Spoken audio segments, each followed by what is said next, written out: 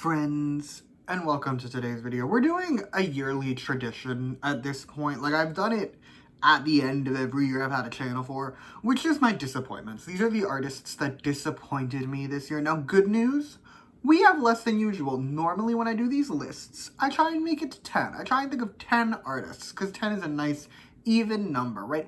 I couldn't do it. I actually couldn't think of 10 disappointments. Like, today we only made it to 8, which is progress for society. Also, yes, I'm wearing a robe and a sweatshirt. It is 23 degrees outside right now.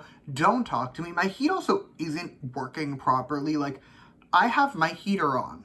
Like, the heat for my apartment, right? It's on. It's not blowing out hot air. I might have to set a fire for warmth. Anyway, back to the video. Criteria. Criteria to be on this list. First, you must have disappointed me, right? Like, now, the way disappointments work, I've always done it this way when I make these videos, but it's essentially, you did not exceed my expectations in a way. Like, if I had low expectations, we're gonna use a mean example, Stray Kids. Okay, Stray Kids is not a group that has ever really made music I expect to enjoy, ergo, every year they make music I don't enjoy, but they're never on this list because I don't expect to enjoy it. They didn't disappoint me. I have to have expectations for you to not meet them. A disclaimer before I continue though, which is just to cover bases. These are my opinions. You can disagree with every artist I put on this list. They can literally, this list can be your top artists of the year. That's totally fine. I love that for us. We're allowed to disagree. Alrighty, starting us off, we have the only soloist on this list, which is IU. So help me God, I just want music, okay? Like, I'm not asking for a lot. I'm literally just asking for anything. It was her 15th anniversary this year, right? Like, IU debuted in 2008. She turned 15, or at least her career turned 15 in 2023. We got nothing. I had, like, dreams of at least, like, a single, right? Like, she did a single for her 10th. Nothing. Nothing whatsoever. I literally, like, I was dreaming, right? Like, I was like, okay. Because I think I reviewed, didn't I review Love Poem on her anniversary? I reviewed something on her anniversary. And I was like, IU, please, give us a comeback. I literally just want to come back. Like, yes, I know, she's announced she's coming back soon. And she has a collaboration with Tay or whatever she's doing. That's fine, okay? I don't care. They haven't announced a date for it.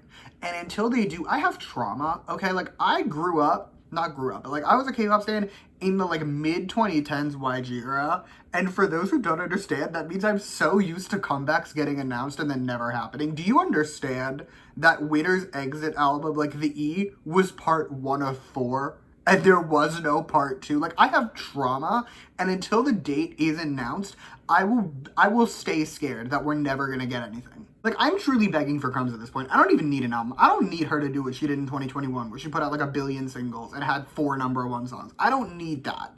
I just want anything. I'm begging for crumbs. I'll take anything she chooses to give me. Speak of the devil himself, next is Taehyung, and I'm not gonna say his is the worst Bangtan solo, but his did disappoint me at least. Like, I was genuinely excited for him to have a solo album, and what we got, for me personally, was just so underwhelming. The other Bangtan solos, even if I don't enjoy all of them, they all had an energy behind it. I feel like they wanted to put out a solo album. There was life there. Layover gives me cash grab vibes. I'm sorry, but it's true. When I listen to that album, I don't get the vibe that he ever really wanted to record it. It feels like a contractual obligation. Whereas, like, if I listen to even Hoseok's album, I didn't like any of Hoseok's real solo work in recent times. And yet, like, there's energy there, right? Like, Big Hit went through the effort of getting a J. Cole collab. Jungkook's solos are fun. Jimin's, his pre-release is bad, but his main title is fun. There's life there, okay? Tae's is boring. I know, for the record, that a lot of people liked this album. It sold insanely well. That's fine. I love that for Tae. I'm glad the Millionaire got more millions, okay? Like, he is my favorite member of Bangtan. I'm very happy for him to be richer. But also, at the same time, I'm still disappointed. Like, I'm still underwhelmed. I get that people like it. I'm not those people. Also, Min Heejin, you and I are beefing, okay? Like, we are legitimately beefing at this point. We need to have a chat. You did decently well with New Jeans' Get Up album, But aside from that, your work under Hype has been intensely floppish, right? Like, we need to step it up because you did so well under SM. I'm starting to think, hear me out. I understand the, like, canon claims are that Minheejin, like, branded FX, and she branded SHINee, and she branded Girls' Generation. I'm thinking she was part of a team, and her team was more capable than she is. And while we're on the topic of Minheejin's work, SHINee is next on my list. And words cannot express how truly and utterly disappointed I am. For the unaware about me, I am a massive SHINee stan, okay? Like, I have been since 2015. I remember listening to View on loop for hours, okay? Like, I love SHINee's both group music and the vast majority of their solo music. And I would argue, at least up until 2020, like, their catalog at December 31st, 2019, was the greatest in K-pop. Not one of the greatest in K-pop. All that said, Hard was bad. Okay, like, the song itself is SHINee's worst title. And as for the album, like, yes, it has some bangers, but it was also a bit floppish. Frankly, like, I have dreams of The Feeling being the lead single for this album, and it would have done numbers. Okay, like, that song, it's so quintessentially SHINee. Hard is not. And while, yes, again, like, there are bangers on the Hard album, this is the first year ever that I've really had an Apple Music replay that I pay attention to, that SHINee put out an album that didn't have a song on there, right? Like, even when Don't Call Me came out, another song I don't like, but at least for that album, like, there were songs off that album on my Apple Music replay. One of them was my most streamed album of 2016. Like, SHINee has always put out bangers, but these bangers, let's just put it this way, okay? The lows of Hard are far lower than we've ever gotten from SHINee, and the highs are not their highest.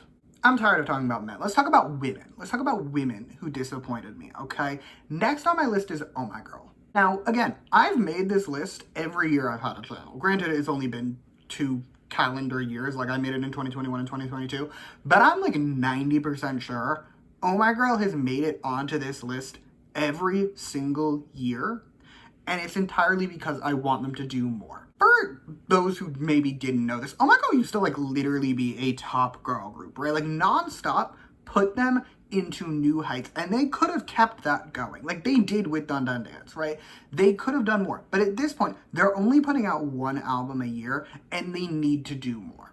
Like, yes, their album this year was very good. I'm not going to deny that. I enjoyed it greatly. However, while I am aware they're never going to get back to their non-stop era popularity, I would at least like them to make more of an effort, because as of like where we are right now, I'm scared they're going to disband when their contract's up. I'm depressed now. We're moving on. Next is the only rookie group on this list, which is Lunate. Now, for the record, okay, Lunate's debut single, Wild Heart, one of the strongest debuts of 2023. Like, it is one of my most streamed songs. It's an absolute banger. However, after Wild Heart, we essentially got nothing. Like, they put out a unit song, which is boring, and I didn't like it very much, and that's it. Like, they did nothing else in their rookie year.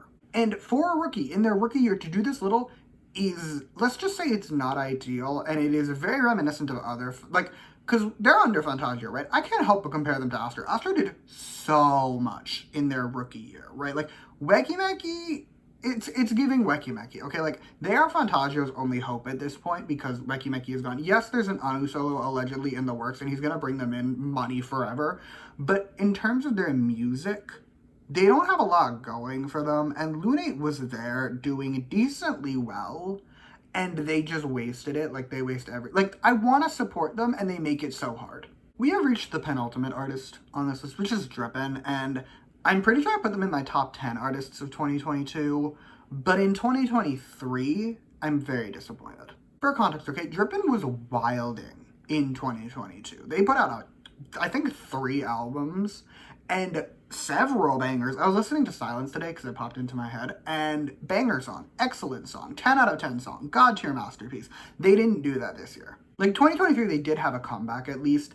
It was a single album. It had 3 songs on it. They were fine songs, but they were nowhere near even like a mid 2022 Drippin' release, because Drippin' had great songs last year, and we are nowhere near those heights. Basically, Drippin' is here because A, I want more, and B, I want better. I have expectations for Drippin' as an Ulum artist. Ulum artists don't miss. Like, it's just a fact. Ulum artists very rarely miss. They should be outselling. Drippin' is not outselling, and I'm very disappointed for that reason. Last on my list is IVE. Now, this list has not been in any particular order, with the sole exception that IVE was my biggest disappointment in 2023.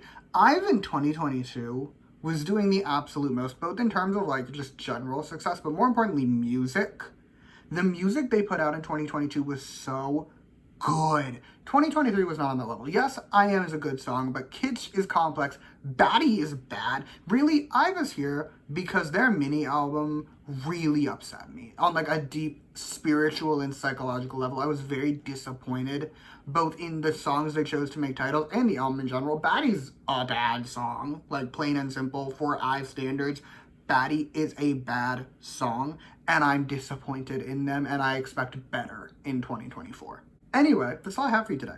Those are my disappointments. I'm disappointed in each and every one of you. I expect better from you all, and hopefully next year you'll all be in my top 10 artists. But until then, thank you so much for watching. Comment your disappointments in the comments if you want to. You can. You can also comment your thoughts on my disappointments. Comment what you want. You can also like and subscribe if you want to or don't. I will be okay either way. And yeah, thank you again for watching. Bye!